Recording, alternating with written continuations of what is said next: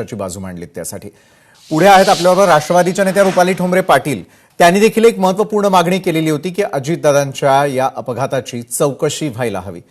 रुपालीताई, चौकशी निपक्षपातीपणे होतीये असं तुम्हाला वाटतं का? कारण तुम्ही कायदेतज्ञ देखील आहात। दुसरीकडे रोहित पवारांच्या जीविताला जो धोका निर्माण झालेला आहे अशी शंका उपस्थित केली जाते, त्यावरही दोन्ही राष्ट्रवादींमध्ये वेगवेगळे मतप्रवाह असल्याचं दिसतंय। का आणि कशासाठी हे सगळं होताना दिसतंय? अहवाल कधीपर्यंत येणार? अशा प्रकरणांमध्ये चौकशी किती दिवसात होणं कायदा सांगतो? चौकशी मुळामध्ये लवकर व्हायला पाहिजे होती, कारण का एका सत्ताधारी मधलेच माननीय अजितदादांची ही जी घटना झालेली आहे, आम्ही 4थ्या-5व्या दिवशीच माननीय मुख्यमंत्री साहेबांना निवेदन दिलेलं आहे। तेव्हापासून आम्ही याची चौकशी व्हावी, ती जलद गतीने व्हावी, ती पारदर्शक व्हावी याच्यासाठी बोलत होतो। आणि त्याच्यानंतर मला वाटतं 13वा झाल्यानंतर आमदार रोहित पवार यांनी तो मुद्दा घेतला। मुळामध्ये लक्षात घ्या, आमच्या दोन राष्ट्रवादीमध्ये कुठलाही मतभेद किंवा शंका शुकांका असण्याचं कारणच नाही। माननीय अजितदादांचं घटनेचे प्रत्येक वृत्तांत, प्रत्येक अहवाल समोर आला पाहिजे, तो समोर आला पाहिजे। महाराष्ट्राच्या जनतेला हवा आहे, माझ्यासारख्या कार्यकर्तीला हवा आहे। आणि कारण का अजितदादा हे फक्त आमचेच नाही, महाराष्ट्रातल्या प्रत्येक व्यक्तीच्या मनातले घरातली व्यक्तिमत्व होतं। तुम्ही बघितलेलं आहे की ज्या पद्धतीने अहवाल समोर यायला पाहिजे किंवा जी चौकशी व्हायला पाहिजे होती ती झालेली नाही। परंतु मी हेही तुम्हाला सांगेल की माननीय मुख्यमंत्र्यांना जेव्हा आम्ही निवेदन दिलं तेव्हा त्यांनी आम्हाला सांगितलं जी जी चौकशी लावायची ती लावून महाराष्ट्राच्या जनतेला आणि तुम्हाला ते सत्य समोर आणलं जाईल। आता याच्यामध्ये काय झालं, आमदार रोहित पवार यांनी एकतर ते एका पक्षाचे आमदार पण आहेत आणि माननीय अजितदादांचे ते पुतण्या पण आहेत, परंतु त्यांनी जे काही प्रश्न तपासाच्या मार्फत उभे केलेत तर साहजिकच आहे आमच्या अजितदादांचं सत्य जर समोर येणार असेल, ते सत्य मांडणारं कुणीही असू दे, तर आमचीही ती मागणी राहिलेली होती की माननीय अजितदादांच्या दुर्घटनेतलं सत्य समोर आलं पाहिजे। आता ते सत्य मांडत असताना किंवा ते प्रश्न, त्या शंका त्यांनी समोर सांगत असताना बीजेपीचे का सोशल मीडियावरचे जे ट्रोलर आहेत ते ट्रोलर यांचं म्हणणं आहे की ते बीजेपीचे आहेत।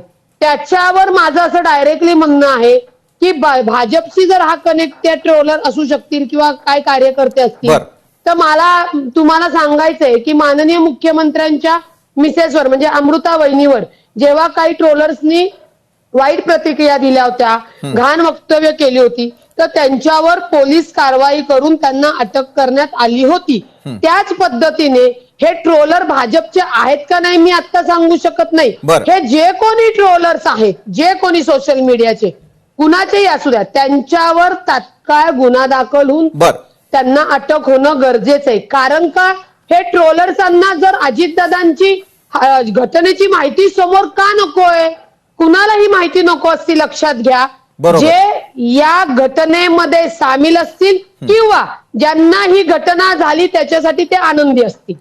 चौकशी व्हावी असं तुम्हालाही वाटतंय? रुपाली, 100% पुन्हा एकदा तुम्ही आपल्याकडे, तुम्ही आमच्याबरोबर अशाच राहा। मात्र तत्पूर्वी पक्षांतर्गत घडामोडींवर भाष्य करत असताना आमदार रोहित पवार यांनी एक खळबळजनक दावा केला। विलिनीकरण झालं असतं तर अमोल कोल्हे यांना प्रदेशाध्यक्ष पद दिलं जाणार होतं असं रोहित पवार म्हणाले। यावर छगन भुजबळ यांनी तत्काळ पलटवार केलाय। जर प्रदेशाध्यक्ष कोण होणार हे ठरलं होतं तर मग राष्ट्रीय अध्यक्ष कोण होईल हे यादीच ठरलं असेल असा टोला भुजबळांनी लगावलेला आहे, पाहूया। माहिती खूप आहे। डॉक्टर अमोल कोल्हेंनी सुद्धा या बाबतीत काही स्पष्टीकरण दिलंय, कारण डॉक्टर अमोल कोल्हेच या संयुक्तित राष्ट्रवादीचे प्रदेश अध्यक्ष या महाराष्ट्राचे झाले असते, दादांची इच्छा होती आणि मग ते फार प्रामुख्याने पुढाकार त्या ठिकाणी घेत होते दादांच्या इच्छेप्रमाणे, आणि दादा त्यांच्यावर लक्ष ठेवून होते आणि त्यांना पार्टी ही वाढवायची होती। त्यामुळे अमोल कोल्हेंनी सुद्धा या बाबतीत स्पष्टीकरण दिलंय, ताईंनी दिलंय, शशिकांत शिंदे साहेबांनी दिलंय, ज्यांच्या घरी या बैठका व्हायच्या 13 बैठका झालेल्या आहेत। सीसीटीव्ही कॅमेरा कुठून घ्यायचा हे तुम्हाला त्या ठिकाणी माहिती आहे, तुम्ही ट्रॅफिकचा घ्या। उपमुख्यमंत्री सुनेत्राताई पवार यांनी काम हातात घेतलेलं आहे, त्यांना पूर्णपणे सहकार्य करणं, पक्षाचे राष्ट्रीय अध्यक्ष म्हणून त्यांची निवड करणं आणि ज्यांना त्या सगळ्या गोष्टी अशा झाल्या, हे झालं ते झालं, त्यांनी त्यांच्याशी बोलावं ना. आणि मग तसं करायचं ना करायचं जे आहे ते आता नवीन जे आहेत उपमुख्यमंत्री आहेत आणि त्यांचे लोक आहेत ते ठरवतील. रुपाली ठोंबरे पाटील आपल्याकडे येतो. दोन्ही प्रतिक्रिया तुम्ही निश्चित ऐकलेल्या असतील. एका बाजूला जीवाला धोका आहे का, तर छगन भुजबळ म्हणतात जीवाला धोका नसावा रोहित पवारांच्या. दुसरीकडे आता विलिनीकरणाला ब्रेक लागलेला आहे असं म्हणत असलं तरी विलिनीकरणावरून देखील दोन्ही पक्षांच्या दोन वेगवेगळ्या भूमिका पाहायला मिळतात. राष्ट्रीय अध्यक्ष पूर्वीच ठरलेले होते का, हा देखील शंका उपस्थित करणारा प्रश्न छगन भुजबळांसारखे एक वरिष्ठ नेते उपस्थित करताना दिसतात. यावरून सुरू असलेलं विलिनीकरणाचं राजकारण वीट आलाय का या गोष्टींचा? रुपालीताई. वीट नाही, खूप वेदना होतात. कारण का एकत्र येण्याचा जो काही विषय आहे ते माननीय अजितदादा राष्ट्रीय अध्यक्ष होत असताना माननीय अजितदादांनी ते माध्यमावर पण बोलून दाखवलं होतं आणि जे आम्ही कार्यकर्ते त्यांनाही माहिती होतं, कारण का ते बोलण्यातनं आलं होतं. आता त्याच्यामध्ये काय त्यांच्या घडामोडी ठरल्या होत्या, काय ठरलं होतं, आता रोहित पवारांनी एक व्हिडिओ जारी केला म्हणजे तो पुरावा त्यांनी दिला, त्याचा विथ वाईज आहे की काय बोलणी झाली असतील नसतील, मला त्याच्यामध्ये जायचं नाहीये. कारण का माननीय अजितदादा आता आपल्यामध्ये नाहीये. पण मी तुम्हाला सांगेल, जेव्हा अजितदादा होते, अजितदादा तेव्हा जाणार होते कुणालाच माहिती नाहीये. त्यावेळेला घड्याळावर सर्व उमेदवार लढत होते. आणि तुमच्या माहितीसाठी सांगते, पिंपरी चिंचवडमध्ये जी काही सभा दिली होती त्या सभेला मला आणि अमोल कोल्हे हे दोघंही तिथं सभेसाठी आम्हाला त्या प्रभाग क्रमांक 21 ची ती सभा दिली होती. बरं. मला इकडचा प्रचार असल्यामुळे मी माझ्या सभेचं भाष्य करून अमोल कोल्हे यांच्यासाठी मला थांबता आलं नाही. आणि माझ्यानंतर त्यांची ती मीटिंग झाली. मला काय म्हणायचंय की एकत्रीकरणाचा जो काही विषय आहे अजितदादांना असते तर हा बाकीच्यांना बोलण्याचा प्रश्नचिन्ह आलाच नसता. आज अजितदादा नाहीये, त्या जागेवर सुनेत्रा वहिनींना सर्व अधिकार आहे. उपमुख्यमंत्री पदाची सुनेत्रा वहिनी शपथ घेतलेली आहे. राष्ट्रीय अध्यक्ष सुद्धा सुनेत्रा वहिनीच व्हावा म्हणून आमदारांनी, सर्व सेलच्या लोकांनी, कार्यकर्त्यांनी तशी मागणी केली. त्याप्रमाणे राष्ट्रीय अध्यक्ष पण सुनेत्रा वहिनी होणार आहेत.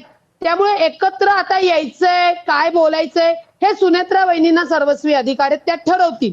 आता ह्या सगळ्या माननीय अजितदादांच्या चौकशीच्या मागण्या करत असताना ते रोहित पवारांनी करू दे, मी म्हणते भाजपमधल्या अजून कोणी करू दे, किंवा शिंदे सेनेच्या अजून करू दे, उद्धव साहेबांच्या ह्याच्यातल्या कोणी करू दे, जे कोणी माननीय अजितदादांचे सत्य बाहेर येण्यासाठी बोलतील ते आमच्या कार्यकर्त्यांना म्हणजे आम्ही एक स्वीकारलेले, कारण का आम्हाला ते सत्य बाहेर पाहिजेले.